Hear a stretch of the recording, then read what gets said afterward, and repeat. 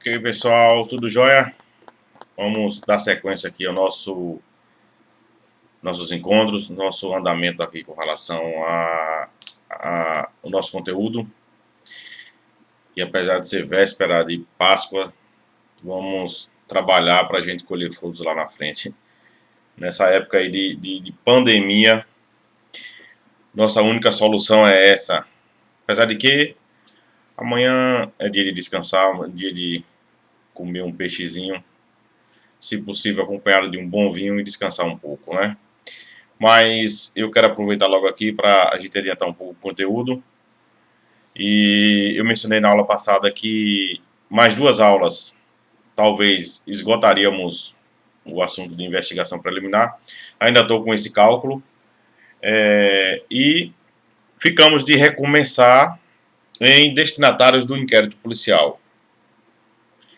Pessoal, quem são os destinatários do inquérito policial? A quem é dirigido? Encerradas as investigações, relatado o inquérito policial, como a gente viu na aula passada, a quem ele deve ser destinado, a quem ele deve ter como destinatário. Percebam que lá no artigo 10 do Código de Processo Penal, artigo 10, parágrafo 1º, vamos fazer aqui a leitura, artigo 10, parágrafo 1º do Código de Processo Penal, ele diz exatamente o seguinte, artigo 10, parágrafo 1º, voltando aqui para até chegar a ele, 10, parágrafo 1º, a autoridade fará minucioso relatório do que tiver sido apurado e enviará os autos ao juiz competente. Então, após relatar o inquérito policial, o delegado de polícia envia ele ao juiz competente. Então, destinatário aí no caso, primeiramente, no caso sendo o juiz de direito. Ou seja, perceba que é um percurso aí, digamos assim, até desnecessário pelo que está previsto na lei do inquérito policial. É desnecessário que eu falo porque há um excesso de prazo aí injustificável, no meu pequeno sentir, e a grande maioria da doutrina diz isso hoje. Percebam, relatou o inquérito policial, terminou ele, o delegado deve remetê-lo para o juiz competente. E o juiz aí vai ter 2 opções. Ou ele abre vista para o Ministério Público, se for crime de ação penal pública, ou espera a iniciativa do ofendido, se for crime de ação penal privada. A crítica aqui, pessoal, é o seguinte, é que o titular da ação penal, na verdade, é o Ministério Público, o titular da ação penal pública. Então, para que enviar os autos do inquérito policial para o juiz de direito e depois dele, aí, ser concedida vista ao Ministério Público? Então, critica-se porque aí há uma perda de tempo, há uma desnecessária demora, digamos assim, porque o trâmite pode ser diretamente entre a autoridade policial e o Ministério Público. E é exatamente nesse sentido que o Conselho da Justiça Federal, CJF, editou a resolução 63 do ano de 2009 e nessa resolução determinou que o trâmite deve ocorrer diretamente entre a autoridade policial e o Ministério Público Federal. Então, delegado de polícia relatou o inquérito policial ao término das investigações, ele remete diretamente para o procurador da República, que é o promotor federal, né? Sem enviar ao juiz federal. Não há mais essa necessidade. E percebam que é a coisa mais correta realmente a se fazer. Encerrou-se as investigações, envia para o titular da ação penal. Envia-se para o Ministério Público. Então, na esfera federal, há essa resolução que vem sendo respaldada pelo STJ. Há uma certa crítica, mas o STJ vem respaldando ela e não poderia ser diferente. Tem que ser isso mesmo por conta da celeridade, por conta aí da prestação jurisdicional da forma mais célere. Além do que, o titular da ação penal, como eu falei, é o Ministério Público. Então, resolução 63 do Conselho da Justiça Federal, que determina esse trâmite direto entre o delegado de polícia e o procurador da República na esfera federal, quando for apurado o crime federal. Então, assim, pessoal, mas de acordo com a lei, os autos vai ao juiz de direito, os autos do inquérito policial, o juiz aí abre vista para o Ministério Público ou então espera a iniciativa do ofendido no caso de crime de ação penal privada. E depois de ser enviado os autos ao Ministério Público, o delegado relator remeteu ao juiz, o juiz abriu vista para o Ministério Público. Quais são as providências que o Ministério Público pode tomar nesse caso, pessoal? De posse do inquérito policial, o que é que deve fazer o MP?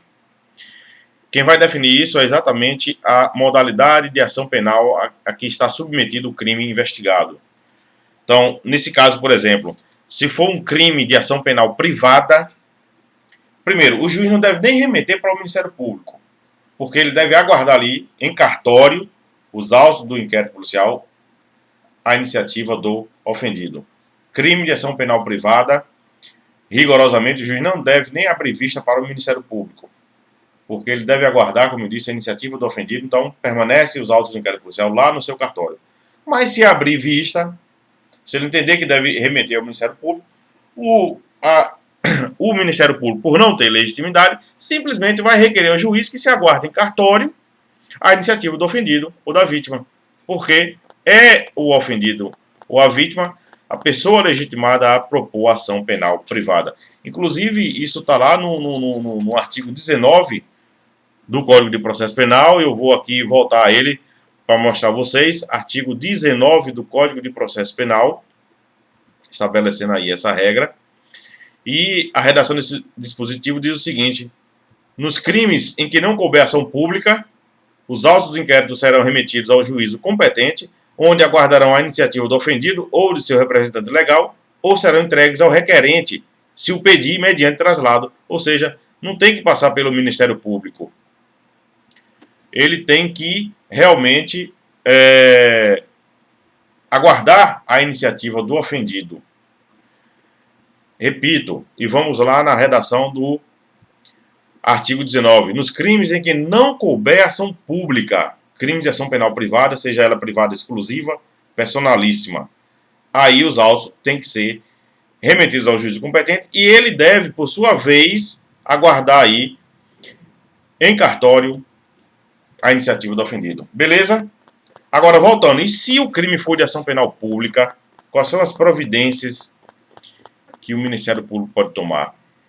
Primeira coisa, se presentes os requisitos, a justa causa da ação penal, que são indício de autoria e prova da materialidade, o MP dali mesmo oferece denúncia. Lembrando que a gente sabe que o inquérito policial é uma peça dispensável, mas quase que na totalidade das denúncias, elas têm por base o inquérito policial, que é um trabalho extremamente necessário realizado pela polícia. E a gente já viu isso na aula passada. Então, o MP pode oferecer denúncia, presente os requisitos, pode requerer o arquivamento do inquérito policial, e mais à frente a gente vai falar detalhadamente ainda nessa aula sobre o arquivamento. Além disso, ele pode requisitar a realização de diligências ao delegado de polícia, e requisição, no caso, é sinônimo de ordem. E o detalhe aqui é o seguinte: concluiu-se o inquérito policial, remeteu ao juiz, o juiz abriu vista para o Ministério Público requisitou novas diligências. É possível? É. Agora, se o acusado estiver preso, ele vai dar margem, essa requisição vai dar margem à soltura do investigado por conta aí de eventual excesso de prazo. Então, o que é que se diz? Pode haver requisição de diligência? Pode, tranquilamente. Agora, se o acusado estiver preso, vai dar margem à sua soltura por excesso de prazo. O que é ideal fazer aí? Ou na prática, o que é que mais acontece? O promotor oferece denúncia e na denúncia ele apresenta requerimentos ao juiz dessas mesmas diligências, para que não dê margem à soltura do acusado, principalmente se for um crime grave, e aí ele já oferece a denúncia implementando o nascimento da ação penal. Beleza, pessoal? Então, assim, pode o MP oferecer denúncia, requerer o arquivamento, requisitar diligências ao inquérito, diligências ao delegado de polícia, inclusive essa requisição é direta, e pode também, além disso, declinar da competência do juiz de direito. Vou explicar melhor. O promotor recebeu um inquérito policial e entende que o juiz com que ele atua não é competente para processar e julgar aquele feito, e ele, ao invés de oferecer denúncia, através de uma petição requerendo ao juiz que decline da competência e remeta os autos ao juízo competente. Por exemplo, chega o promotor de justiça estadual um inquérito sobre crime de moeda falsa, que é de competência da Justiça Federal. Ao invés de denunciar, o promotor aí requer ao juiz, por meio de uma petição, que decline da competência e remeta os autos à Justiça Federal. Ok? Isso também é uma das possibilidades que o MP pode adotar quando de posse do inquérito policial após ele ser relatado pelo delegado de polícia. E além dessas aí, pode ele ainda suscitar o conflito de competência. Aí é diferente de requerer que se decline da competência, porque quando o promotor suscita o conflito de competência, o juiz já, de alguma forma, atuou, já despachou e já se julgou, ele já entendeu que é competente para aquele caso. Então, assim, se o juiz não atuou, não despachou de forma alguma, o promotor requer a sua que ele decline da competência e remeta o processo, os autos do inquérito ao juízo competente. Se o juiz já despachou de alguma forma, já atuou naquela investigação, entendendo e se julgando competente, aí o promotor não pode pedir que ele decline, porque ele já entendeu que é competente. Ele requer, aí suscita o conflito de jurisdição, na verdade, é um conflito de competência, previsto lá nos artigos 113 a 117 do Código de Processo Penal, e eu recomendo a leitura a vocês. E aí o juiz, na verdade, não seria o juiz, o tribunal vai analisar esse conflito de competência. O Ministério Público, ele é parte legítima para suscitar conflito de jurisdição, e aí quem analisa é o Tribunal de Justiça, Tribunal Regional Federal. Ok, pessoal? Então, são essas aí as possibilidades que o MP podem adotar, são essas medidas que podem ser adotadas quando recebe o inquérito policial após o fim das diligências pelo delegado de polícia. Lembrando que fim das diligências pelo delegado de polícia não vincula o MP, então, exatamente por isso que ele pode requisitar novas diligências. Pode requisitar novas diligências, se entender que não estão caracterizados os indícios de autorias e prova da materialidade. Pode requerer o arquivamento, a gente vai falar sobre ele já já. Pode denunciar, pode suscitar conflito de competência, conflito de jurisdição, e pode requerer que o juiz decline da sua competência. São essas medidas que podem ser adotadas pelo promotor de justiça, pelo Ministério Público, ao receber os autos do inquérito policial.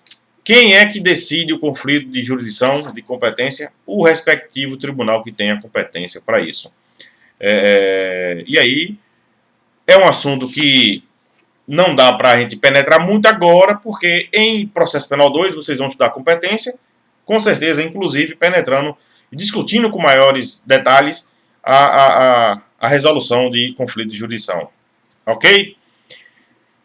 E o arquivamento do inquérito policial, com relação ao arquivamento dele, vamos tecer aqui alguns comentários, algumas considerações, porque, inclusive, nesse aspecto, houve mudança introduzida pelo pacote anticrime com relação ao arquivamento, e eu quero de já esclarecer isso a vocês.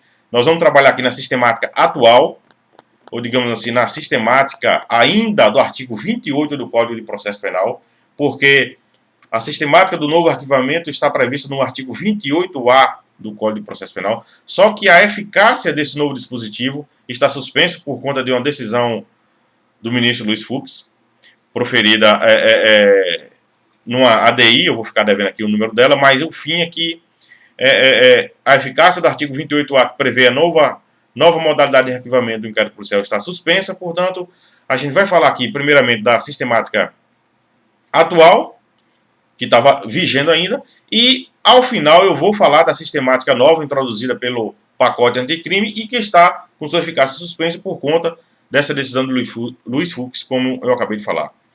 Aqui no comecinho do arquivamento do inquérito policial, eu quero trazer a vocês aqui 3 observações, eu quero que vocês anotem aí no caderno para que fixem melhor com relação a esse ponto. E essas observações, pessoal, aduzindo exatamente o seguinte, o arquivamento não pode ser determinado pelo delegado de polícia, conforme o artigo 17, inclusive a gente já viu isso. Não pode ser arquivado pelo delegado de polícia o inquérito policial. O inquérito policial não pode ser arquivado de ofício pelo juiz, nem mesmo nos casos de competência originária dos tribunais. Também vou falar sobre isso. E o arquivamento é uma decisão judicial, sendo ato complexo, resultado do consenso do magistrado com o promotor de justiça. Isso ainda na sistemática do artigo 28, mas mudou. Mudou, mas ainda não tem eficácia, porque está suspensa, como eu agora falei, por conta da decisão do ministro Luiz Fux. Então, o Ministério Público promoverá o arquivamento, pedido de arquivamento.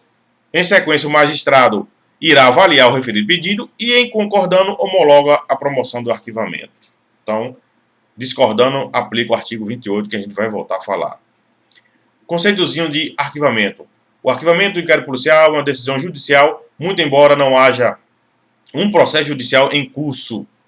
Ele depende de pedido de promoção de arquivamento feito pelo Ministério Público, que será apreciado pelo juiz de direito. Isso é um conceitozinho fornecido por Renato Brasileiro e que nós vamos falar bastante, inclusive, dele mais na frente, desse conceito, aplicando aqui inclusive a nova sistemática empreendida pela Lei 13.964, que é o pacote anticrime. Pessoal,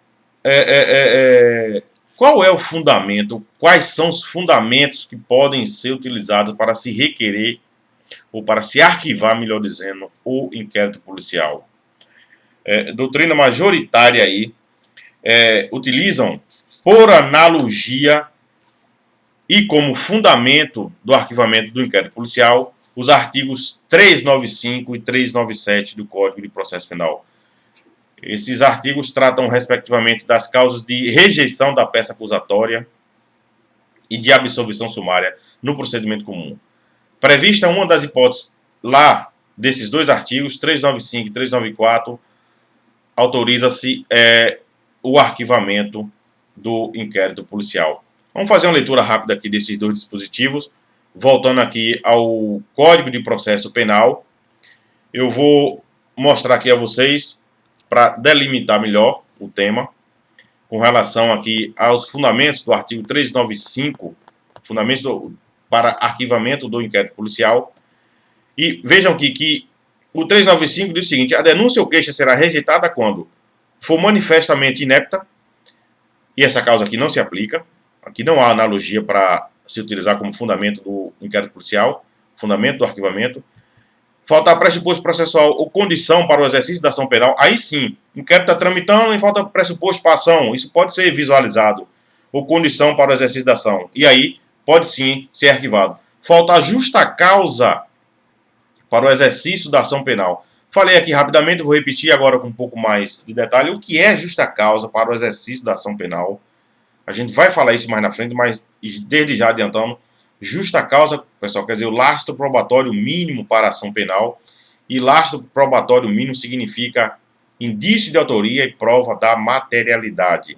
Indício de autoria, prova da materialidade do crime. Então, isso que significa justa causa, isso que significa lastro probatório mínimo para o ajuizamento de uma ação penal. Bom, são as hipóteses do artigo 395 e também, por analogia, utiliza-se as hipóteses do artigo 397. Que diz o seguinte: após o cumprimento do disposto no artigo 395A e parágrafos deste Código, o juiz deverá absolver sumariamente o acusado quando verificar a existência manifesta de causa excludente de licitude. Também, se perceber essa existência manifesta, o inquérito policial pode sim ser arquivado. Pode ser arquivado também se houver a existência manifesta de causa excludente de culpabilidade do agente, salvo a inimputabilidade. Quando o fato narrado, evidentemente, não constitui crime, por atipicidade, inclusive aqui a atipicidade no plano formal material, utilizando-se aqui, inclusive, o princípio da significância, pode ser utilizado para arquivar o inquérito policial, e quando for causa de extinção da punibilidade do agente, por conta, por exemplo, da prescrição. Então, todas essas causas do artigo 395 e do artigo 397, por analogia, são utilizadas como fundamento para arquivamento do inquérito policial. 395 e 397. Então, basta estar presente uma dessas causas durante a investigação, durante o curso do inquérito policial, e aí vai se dar margem ao arquivamento. Lembrando que na sistemática atual o arquivamento é um ato complexo, deve haver um pedido do promotor de justiça, esse pedido é analisado pelo juiz, se o juiz homologar, concordar, homologa. Se discordar, aplica o artigo 28. E nós vamos detalhar melhor um pouco mais à frente. Essa decisão, pessoal, do arquivamento do inquérito policial, ela gera coisa julgada? Perceberam aí que a dimensão pode chegar a esse ponto. Há coisa julgada na decisão de arquivamento do inquérito policial? Primeiro ponto, o que vem a ser coisa julgada? Isso aí quem responde é o artigo 6º, parágrafo 3º da Lei de Introdução às Normas do Direito Brasileiro. E ela diz que coisa julgada é exatamente a decisão da qual não caiba mais recurso. Artigo 6º, parágrafo 3º da Lei de Introdução às Normas do Direito Brasileiro. Formou-se a coisa julgada forma-se a coisa julgada quando da decisão não cabe mais recurso. Então, qual é o efeito da coisa julgada? Pela lógica, tornar a decisão imutável. Esse é o efeito da coisa julgada. Inclusive, nós sabemos que há duas espécies de coisa julgada, não é? Coisa julgada formal e coisa julgada material.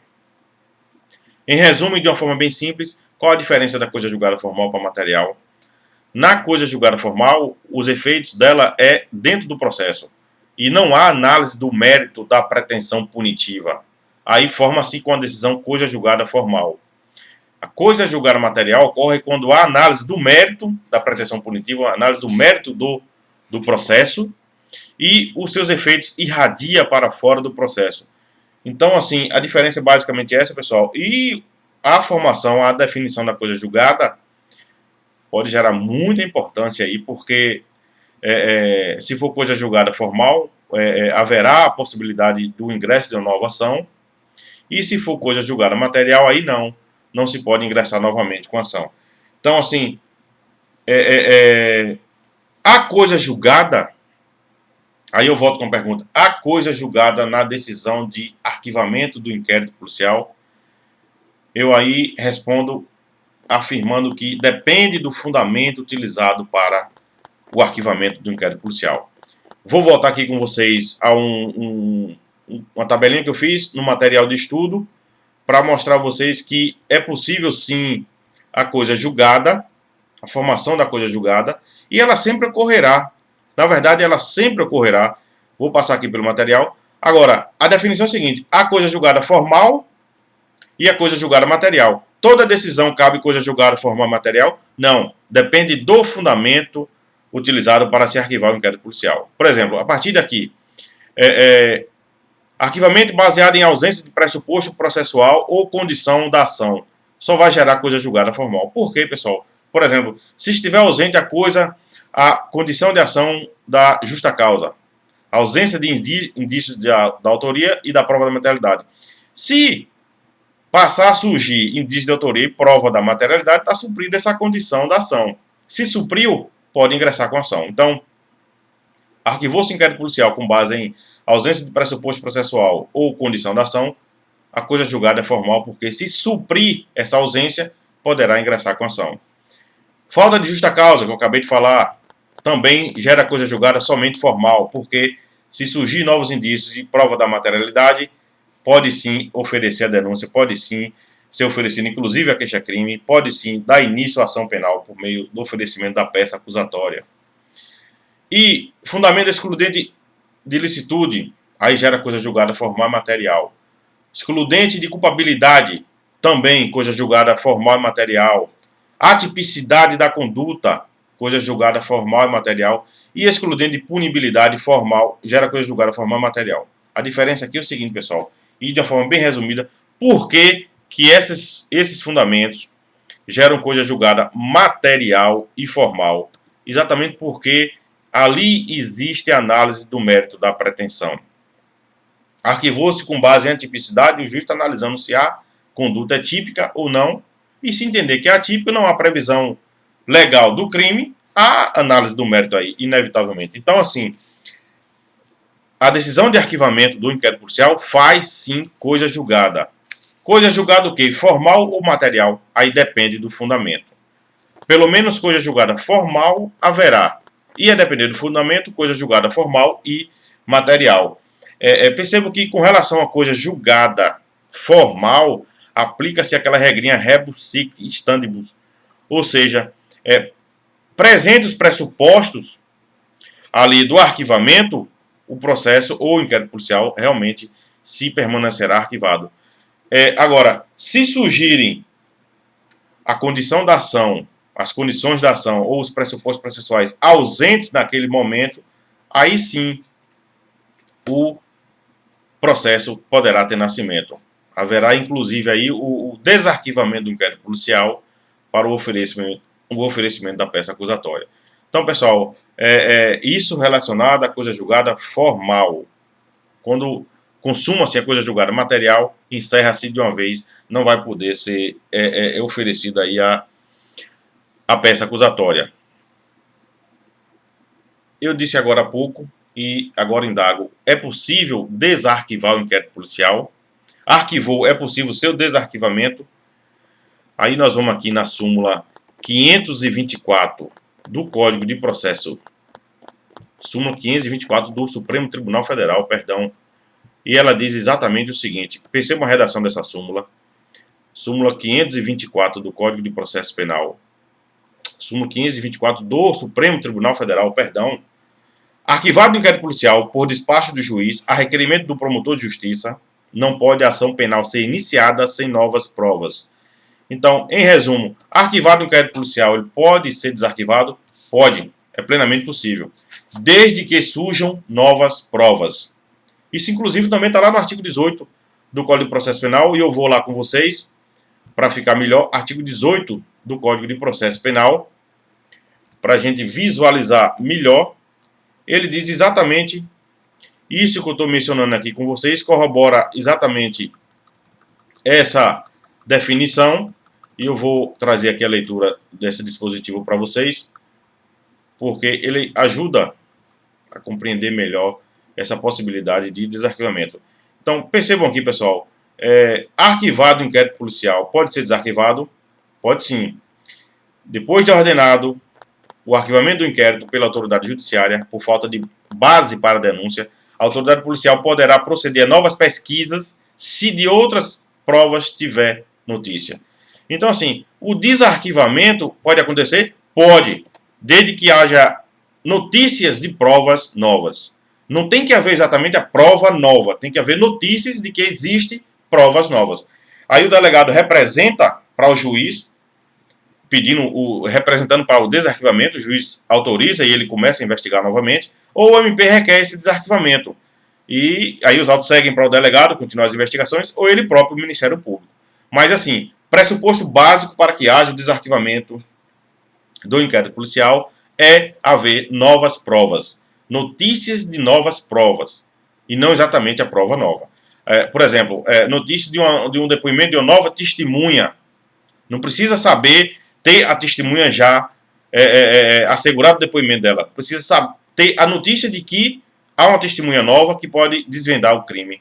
E aí sim, com essa notícia de provas novas, aí sim há a possibilidade do desarquivamento do inquérito policial. E o que mais daria aí margem ao desarquivamento do inquérito policial? Além da exigência de provas novas, lá do artigo 18 do Código de Processo Penal e da súmula 524 do Código de Processo Penal, súmula 524 do Supremo Tribunal Federal, toda hora eu estou fazendo aqui essa confusão. Vejam bem, repetindo aqui, premissa básica do desarquivamento, pessoal, é haver notícia de provas novas. Estou repetindo bastante, sendo um cansativo aqui, repetitivo, para fixar melhor, para vocês não esquecerem isso aí. O fundamento a ser utilizado, o fundamento legal, é o artigo 18 do Código de Processo Penal, isso é importante mencionar também. E, além disso, o pressuposto, repetindo mais uma vez, é haver notícia de provas novas. A provas, aqui uma diferenciação, a prova deve ser substancialmente nova ou simplesmente a prova formalmente nova. Pessoal, na verdade, qualquer uma das duas dá margem de desarquivamento. Prova substancialmente nova ou prova formalmente nova. E qual é a diferença aí? Tem diferença? Tem uma diferençazinha aí. e que deve ser considerada no caso, mas as duas dão margem ao desarquivamento. A prova substancialmente nova, pessoal, é exatamente aquela prova inédita, que era desconhecida. O delegado não tinha ciência dessa prova. Por exemplo, de uma perícia que aconteceu e ele não tinha ciência da existência. E a prova formalmente nova é aquela prova que já existia, mas ganhou uma roupagem nova. Por exemplo, ouviu-se as testemunhas e depois elas mudaram o depoimento, resolveram falar a verdade, por conta de que mentiram no depoimento anterior, portanto essa prova é formalmente nova. Ela ganhou uma roupagem nova. Então, pessoal, é preciso haver notícia de provas novas para o desarquivamento. Essa prova pode ser substancialmente nova, aquela prova inédita, que não se sabia da sua existência, ou pode ser também a prova formalmente nova, que é aquela prova que já existe, mas que ganhou a roupagem nova. E além disso, quando mais é possível haver o desarquivamento do inquérito policial? Aí eu vou voltar a vocês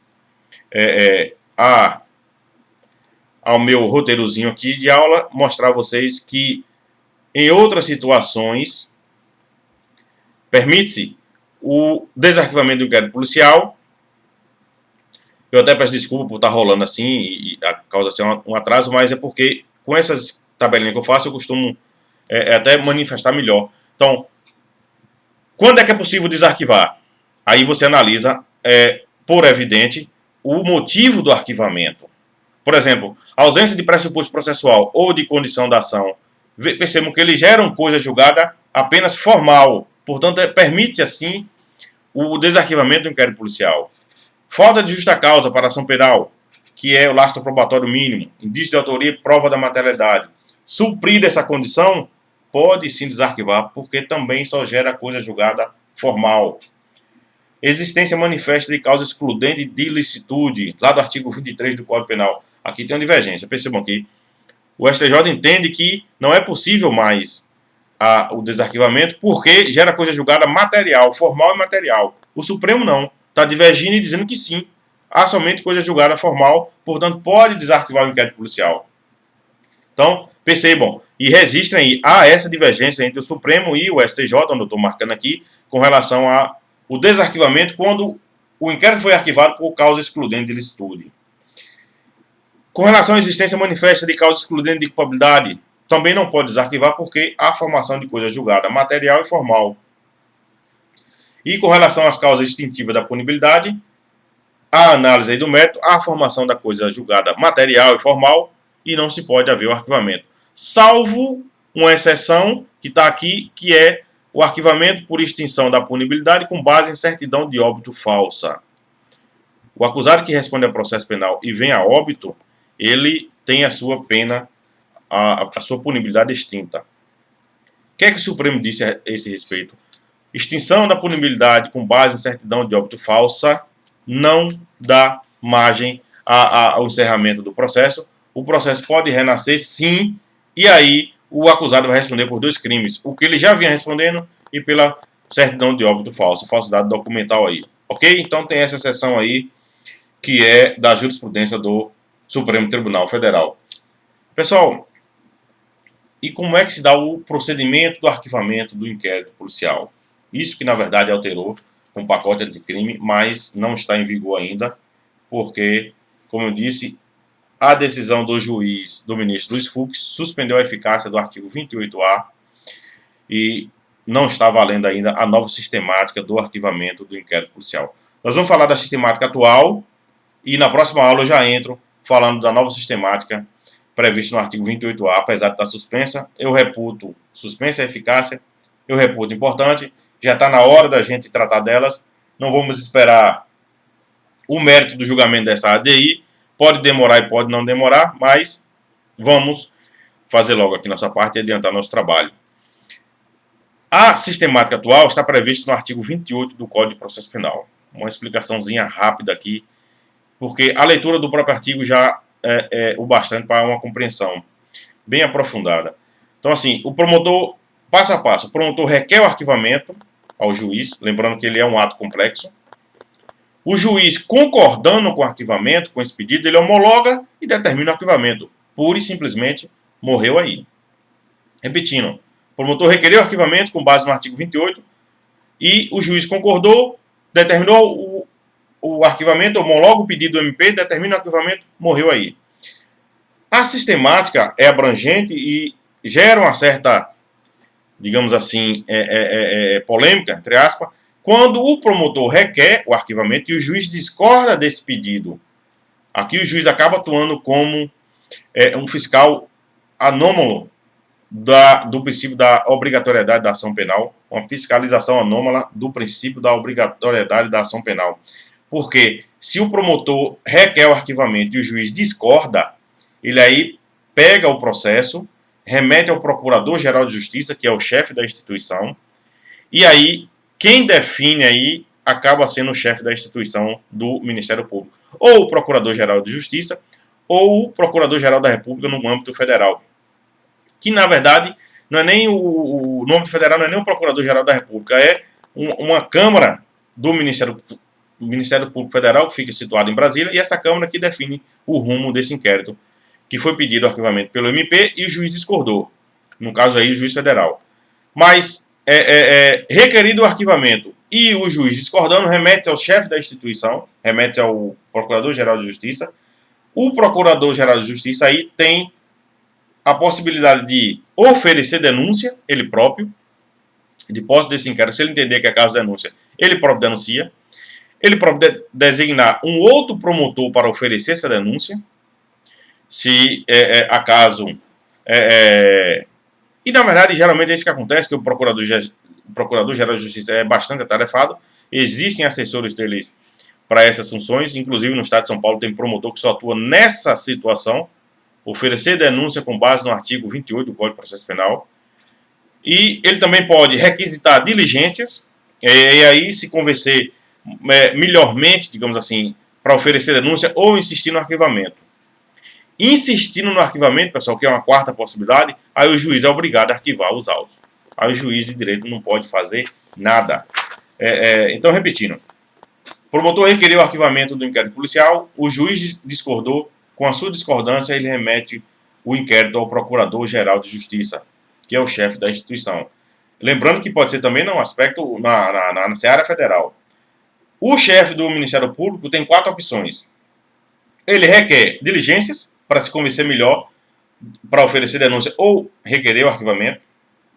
Ele pode denunciar, ele próprio, pode designar outro promotor para oferecer denúncia ou pode insistir no arquivamento. Insistindo no arquivamento, o juiz é obrigado a arquivar os autos. O detalhe aqui é o seguinte: se o Procurador-Geral de Justiça, que é o chefe da instituição do MP, insistir, designar um outro promotor para oferecer denúncia, esse promotor novo é obrigado a oferecer denúncia. Percebam, ele não pode determinar que o promotor titular que requereu o arquivamento ofereça denúncia. Isso aí é um contrassenso imenso. Se o promotor requereu o arquivamento, é óbvio que ele está convencido de que não é hipótese de denúncia. Então, o procurador-geral, o chefe da instituição, tem que designar um outro promotor para oferecer denúncia. E esse outro promotor é obrigado a oferecer denúncia? Aí é que está, porque existe o princípio da independência funcional, inclusive de previsão constitucional, lá no artigo 129 da Constituição Federal, 128, 129 por aí. O promotor, no caso, é obrigado a fazer o que ele eventualmente discorde. Nesse caso, prevalece o entendimento que o promotor é sim obrigado a oferecer denúncia, porque ele está funcionando como um longa-manos do Procurador-Geral, um braço do Procurador-Geral. Então, mesmo discordando eventualmente, ele é obrigado a oferecer denúncia, repito, porque está funcionando como longa-manos do Procurador-Geral, que é o chefe da instituição. Agora, ele oferecendo denúncia, é ele que vai conduzir o processo como promotor de justiça, como representante do Ministério Público, e lá na frente, se for o caso, ele pode requerer a absolvição do acusado. Repetindo, ele é obrigado, esse novo promotor, a oferecer denúncia na visão da maioria doutrinária e jurisprudencial. Mas, lá na frente, não havendo indício suficiente, ele pode sim requerer a absolvição do acusado. Não havendo provas, na verdade, aí não é nem indício. Não havendo prova da autoria delitiva, pode esse promotor sim requerer o arquivamento. do inquérito policial. Então, esse é o procedimento, pessoal, na Justiça Estadual e também na Federal, do arquivamento do inquérito policial.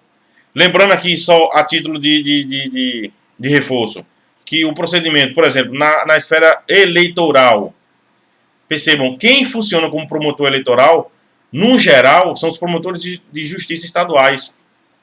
Afinal, não tem procuradores de justiça, procuradores da República suficiente. Eu digo isso porque a justiça eleitoral é uma justiça federal. O TRE, Tribunal Regional Eleitoral, as zonas eleitorais são um órgão federal. A justiça eleitoral é federal. Então, via de regra, deveria ser o requerimento de arquivamento deveria ser apresentado por um procurador da República. Mas não, quem atua como promotor eleitoral são os promotores de justiça das comarcas da Justiça Estadual. Ele requerendo aí que é uma nuancezinha. Ele requerendo arquivamento, se o juiz concordar, o juiz eleitoral, ele vai lá, homologa, arquiva, ponto final. Se o juiz eleitoral discordar, aí remete o inquérito policial para o procurador regional eleitoral e não para o procurador de justiça. Que percebam aqui, tanto o promotor de justiça quanto o juiz eleitoral, eles são pertencentes à Justiça Estadual e ao MP Estadual, que atuam na Justiça Eleitoral, que é uma justiça federal, como eu disse agora. Um órgão federal. Mas atuam porque nas comarcas, na sua grande maioria, só existe juiz estadual e promotor de justiça. Mas, no caso aí, o promotor requerendo arquivamento e o juiz discordando, ele não vai remeter para o chefe da instituição do promotor. Ele vai enviar para o procurador regional eleitoral, que atua junto ao Tribunal Regional Eleitoral. Então, a diferença está nessa aí, no procedimento de arquivamento na Justiça Eleitoral. Remete-se ao Procurador Regional Eleitoral, e não ao Procurador-Geral de Justiça, que é o chefe da instituição estadual, do Ministério Público Estadual. Ok? E quais são as espécies de arquivamento, pessoal? Nós temos o arquivamento implícito e o arquivamento indireto. Explicar rapidamente sobre eles aqui, porque também não tem dificuldade nenhuma. O arquivamento implícito, pessoal, ocorre quando o promotor de justiça deixa de incluir na denúncia algum acusado ou algum fato. Vou exemplificar. São 3 acusados e na denúncia o promotor de justiça só oferece essa denúncia contra 2, não incluindo o terceiro. Essa modalidade de oferecimento de denúncia implica, por outro viés, um arquivamento implícito com relação àquele terceiro acusado que não foi denunciado. E aqui de cara eu já quero dizer a vocês, e eu vou repetir isso várias vezes, o arquivamento implícito não é admitido no processo penal brasileiro. Não existe arquivamento, inclusive entendimento simulado pelo Superior Tribunal de Justiça, eu não me recordo aqui exatamente a súmula, mas não é admitido em hipótese alguma o arquivamento implícito. Tessiano, e como é que se resolve isso aí? O promotor deixou de denunciar, e eram 3, só denunciou 2, e não se manifestou com relação àquele terceiro de forma alguma. Houve arquivamento implícito aí? Não. Isso é apenas uma nomenclatura. O juiz aí, como fiscal do princípio da obrigatoriedade da ação penal, intima o Ministério Público a se manifestar com relação àquele terceiro acusado. Ou o promotor denuncia, ou o promotor requer o arquivamento com relação àquele acusado, só que aí ele deve requerer de forma expressa, ou então ele, se entender que não há indício de autoria e prova da materialidade, pode requerer novas diligências com relação àquele terceiro acusado que não foi denunciado. Então, pessoal, tem que haver uma manifestação expressa do promotor de justiça com relação a esse acusado, porque não se admite o arquivamento implícito do inquérito policial. Isso relacionado a acusados e a fatos. O MP pode também deixar de incluir fatos na denúncia, independentemente do número de acusados, e, por exemplo, a pessoa é acusada de 5 crimes e o promotor só narra na denúncia 3, deixa de narrar a conduta relacionada a 2 crimes. Há um arquivamento implícito aí? Não, não há, porque não se admite no nosso ordenamento. E a jurisprudência é bem severa com isso, é bem batido mesmo. Com relação a esses dois fatos, o juiz pode agir da mesma coisa, intimar o MP a se manifestar expressamente e aí definir a situação desses dois fatos com relação ao acusado. Então, pessoal, em resumo, é uma espécie de arquivamento na nomenclatura jurídica, mas não se admite, em hipótese alguma, o arquivamento implícito. E temos também o arquivamento indireto. Quando é que ocorre o arquivamento indireto do inquérito policial? Quando o promotor de justiça entende que o juiz a quem foi destinado o inquérito policial e abriu vista para ele, não é competente para julgar aquele caso. Naquele exemplo que eu utilizei, no caso do juiz, promotor de justiça recebe um inquérito policial que investigou crimes de moeda falsa. O crime de moeda falsa é de competência da Justiça Federal. E, nesse caso, ao invés de oferecer a denúncia ou pedir arquivamento, ele requer ao juiz que decline da competência para processar e julgar aquele caso. Esse pedido de declínio de competência é entendido, na verdade, como um arquivamento indireto, porque o promotor requer que o juiz decline da sua competência para que seja remetido os autos ao juiz competente. Então, isso é também conhecido como um arquivamento indireto do inquérito policial. Ok? Algumas observações, assim, via de regra, pessoal, aliás, via de regra não, a decisão que determina o inquérito policial, via de regra, ela é irrecorrível. Então, regra geral, decisão que determina arquivamento do inquérito policial é irrecorrível, salvo uma única exceção que está prevista na Lei 1521, que é a lei que prevê os crimes contra a economia popular. E nesses casos, se, lá no artigo 7º da Lei 1521, se o juiz determinar o arquivamento, aí sim cabe recurso, e esse recurso é recurso de ofício, que é aquele recurso em que o juiz, ao proferir a decisão, ele mesmo submete à apreciação do tribunal. Ele mesmo submete a sua decisão para que o tribunal aprecie ela e aí confirme ou não. Então, assim, regra geral, não há recurso da decisão que homologa, que determina o arquivamento do inquérito policial. Via de regra, essa decisão é irrecorrível, salvo exceção prevista na Lei dos Crimes contra a Economia Popular, Lei 1521. Está lá no seu artigo 7º. Vou repetir aqui, já tinha dito um pouco atrás da aula aqui, mas vou reforçar, não há arquivamento de ofício, o juiz não pode determinar o arquivamento de ofício, ele tem que ser provocado aí pelo promotor de justiça, que é o titular da ação penal, e percebam que, lá quando a gente falou de coisa julgada, eu esqueci de mencionar, vou falar aqui, se o arquivamento for determinado por um juiz absolutamente incompetente, haverá formação da coisa julgada. O juiz que promotor inadequadamente requereu o arquivamento que investigou um crime de moeda falsa, um promotor estadual, crime de competência da Justiça Federal. O juiz foi lá, homologou o arquivamento. Essa decisão de homologação formará coisa julgada. Pessoal, aí o STJ e o STF, coadunando do mesmo entendimento, dizem que, nesse caso, mesmo que o juiz seja absolutamente incompetente, se não houver recurso, no caso, vejam bem, haveria recurso porque o juiz é absolutamente competente. Se a parte não se manifestar, no caso aí a acusação, haverá sim a formação da coisa julgada. Então, atentem, aqui no caso, juiz absolutamente incompetente, determinou o arquivamento, se operar a preclusão, aí sim haverá a formação da coisa julgada, mesmo o juízo sendo absolutamente incompetente. Ok? E ainda aqui, para encerrar o nosso ponto aqui de hoje, a nossa aula de hoje, vamos falar aqui um pouquinho do trancamento do inquérito policial. Por que trancamento? A gente viu que o inquérito policial encerra-se normalmente mediante o seu arquivamento. E o trancamento é o encerramento anômalo do inquérito policial. E algumas situações permitem que o inquérito seja trancado.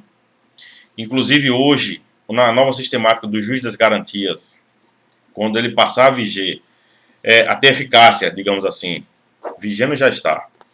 mas está com eficácia suspensa. O juiz das garantias é que poderá determinar, uma das autoridades que poderão determinar o trancamento do inquérito policial. Então, em situações como manifesta existência de atipicidade formal ou material da conduta. A tipicidade formal ou material, pode haver o trancamento do inquérito policial, que é um encerramento anômalo do procedimento administrativo. Por exemplo, a pessoa está respondendo a uma investigação por conta de um furto de 1 quilo de tomate. Claramente hipótese de aplicação do princípio da insignificância. O princípio da insignificância afasta a tipicidade material da conduta.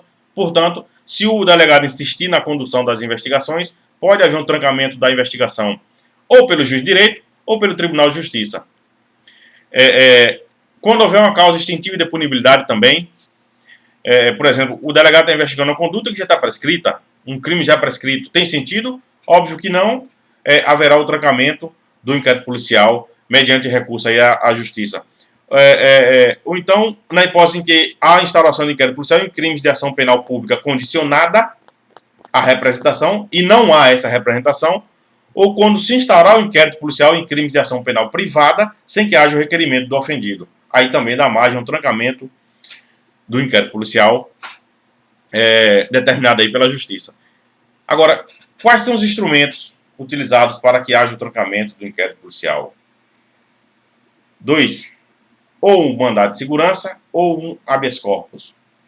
Utiliza-se o habeas corpus se houver a possibilidade de cesseamento da defesa, se houver possibilidade de prisão.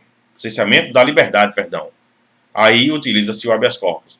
E se o crime não prevê pena privativa de liberdade, utiliza-se o mandado de segurança. Beleza, pessoal? Então aqui nós finalizamos essa nossa terceira aula. Na próxima aula eu reinicio falando da nova sistemática do arquivamento do inquérito policial, previsto no artigo 28A do Código de Processo Penal. Repetindo mais uma vez, a eficácia desse artigo está suspensa, mas não custa nada. Aliás, tudo indica e tudo aconselha que tratemos dela desde já. E é isso que faremos na próxima aula. Eu encerro aqui desejando a vocês um bom final de semana, uma boa Páscoa. Sei que muitos, ou quase, ou todos até, vão assistir essa aula provavelmente só a partir de sábado ou domingo. E até entendo e é correto mesmo, está todo mundo amanhã comemorando a Páscoa, apreciando a companhia da família, e portanto o melhor seria posteriormente. Um abraço a todos. Próxima aula a gente retorna com a nova sistemática do arquivamento do inquérito policial.